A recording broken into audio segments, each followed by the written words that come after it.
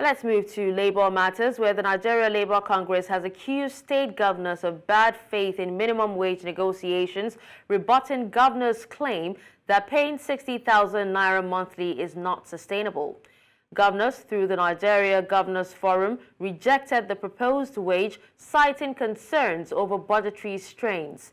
NGF worried that implementing the 60,000 minimum wage would exhaust state funds, leaving little for development projects. NLC's Public Affairs head, Benson Ukpa, criticized the governor's stance, calling it unprecedented and untimely amidst ongoing negotiations. Ukpa stated that they believe the governors have acted in bad faith. He adds that it was so unheard of for such a statement to be used to the world in the middle of an ongoing negotiation. To discuss this, I'm joined by Public Affairs Analyst and Executive Director, Service Accord Initiative, Fidelis Edeh. Fidelis, thank you so much for joining us at this time. My honor, thank you. All right, so a lot of people are talking, they're saying 30 Nigerian state governors spent 968.464 billion naira on refreshments and other sundries in 3 months. FAAC allocations have increased to states by 23.56%, and just in April and May 2024, 1.2 trillion naira was shared. They also get security votes, but these same governors are saying that 60,000 naira is too much for a minimum wage and it's not sustainable. What are your thoughts on this? Well, the truth of the matter is that governance cannot be left to discretionary prompting of those who have been elected to govern. For me, I think the challenge lies on the fact that the rule of law seems not to be what thrives in the public service and generally in Nigeria. The question will be, does any governor have the right to reject a legally determined minimum wage? And the answer is no. This is not the first time the governors are rising against the implementation of minimum wage. If you recall, when the Senate, I think the Senate, when Ekweremadu was the deputy president, had determined that the issue of minimum wage be removed from the exclusive legislative list. By 1963 Constitution, the minimum wage and wage-related matters were in concurrent legislative list. But by 79, it was moved to the exclusive, meaning that minimum wage have to be nationally determined. But the challenge we'll have, which I do not know why the National Assembly and the current labor leaders, including the executives, keep sharing away from, is that what is it that is minimum wage in terms of concept and legality? What we've always had, like you are having now, is wage review. That is not minimum wage.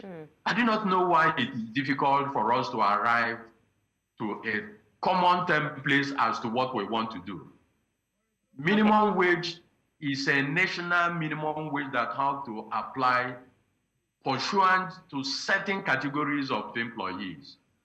Neither the governors, not even the federal government as an employer, nor the private sector can reject if it has been enacted into an act. The first minimum wage act was in 1981, the one that enacted 125 naira as minimum wage. But the challenge we'll have is that over time, because of insensitivity, government has always allowed the ad hoc determination. It is not minimum wage that is the issue now.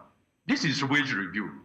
If government wants to set the minimum wage, once it is determined, governors cannot begin to speak to it. All right, Fidelis, I also seem to remember that a certain governor has actually increased the minimum wage of civil servants in the state to 70,000 naira, and had actually said that, pending when there's a wage review, that, he would still increase their minimum wage. And this is something one state governor actually did. Now, some of these governors are even yet to pay the 30,000, naira minimum wage. And I want you to tell us, is it true that the financial capabilities are not there and, governments at subnational levels are just anti-progressives? That's the point I was trying to make. I cannot fall into the template or the allowing arbitrariness to determine how wages should be determined. If a governor decides to pay 70,000, we say, okay, it's okay. Assuming one decides to pay 20,000, would we say it's okay? I am saying that minimum wage ought to be legally determined. And the question will even be asked now, what is the role of the National Wages Commission? So the issue is that when we begin to look at the quantum of what governors receive and what they want to pay, I think we run into some murky waters.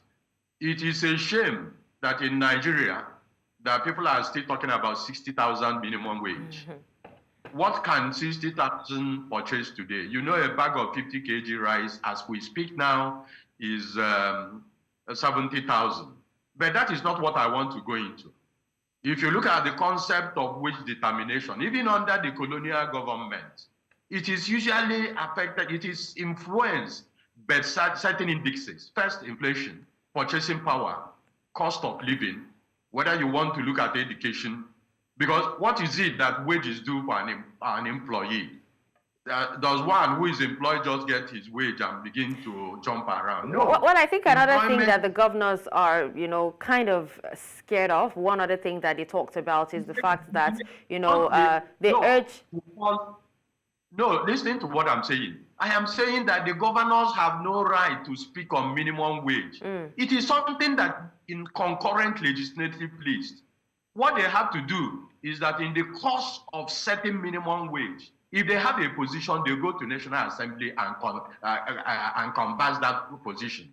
But once it has been determined, because the index for determining minimum wage are already set out. For instance, who determines the wages of the governor, what they are entitled to? Is it not the National Revenue Commission, the Revenue and Mobilization Commission?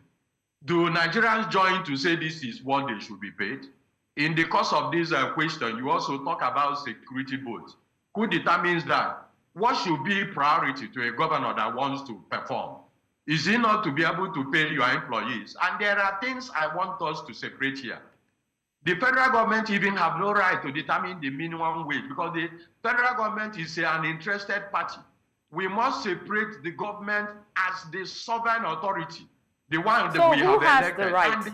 And as an employer. I want us to, once we begin to understand this concept and legal implication, the question will now be, assuming there is a law, can the governors now go to their meeting and say, no, we will not abide by this law? That's the point I want you to understand, that the governors cannot choose and select what they need to do once a law has come into in operation. The governors have no role once the minimum wage is determined, the way it has been prescribed by the Act.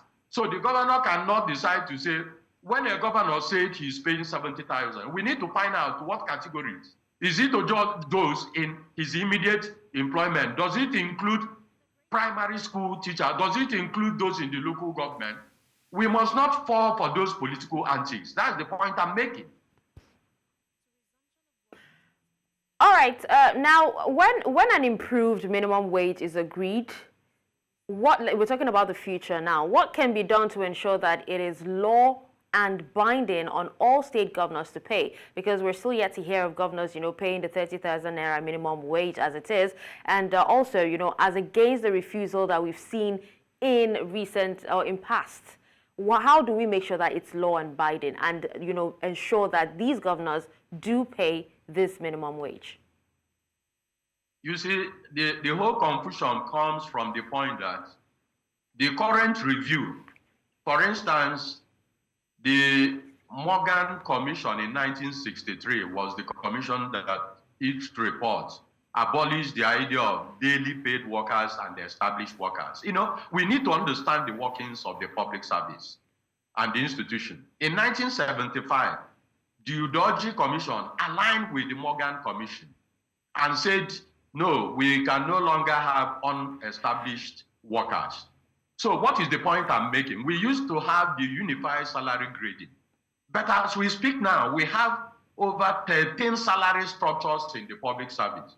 So when you talk about the minimum wage within the template of what the governors are arguing, they are not arguing per se against the minimum wage. They are arguing about the wage review. Because let me tell you what happens. Once this is accepted, which is not the minimum wage, but it is a baseline, what it means is that it affects every other cadre up to grade levels 16.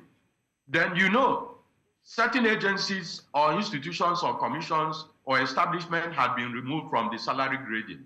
The police is not affected by this negotiation. The military is not affected. But once you set a base for the public service, they move on because there is this thinking that these institutions will never be placed in the same bar with the public service. And that's where lies the problem. Nigeria has no even wage policy. We must have a wage policy that weighs certificates. You cannot have arbitrariness, and relativity is the challenge the government is facing. Okay. Because the government will tell you that it is not the 30,000. All right, but how Fidelis. does the 30,000? Sorry, sadly, we actually need to wrap up now, but thank you so much for speaking to us on this. We appreciate you for your time. Thank you. Thank you.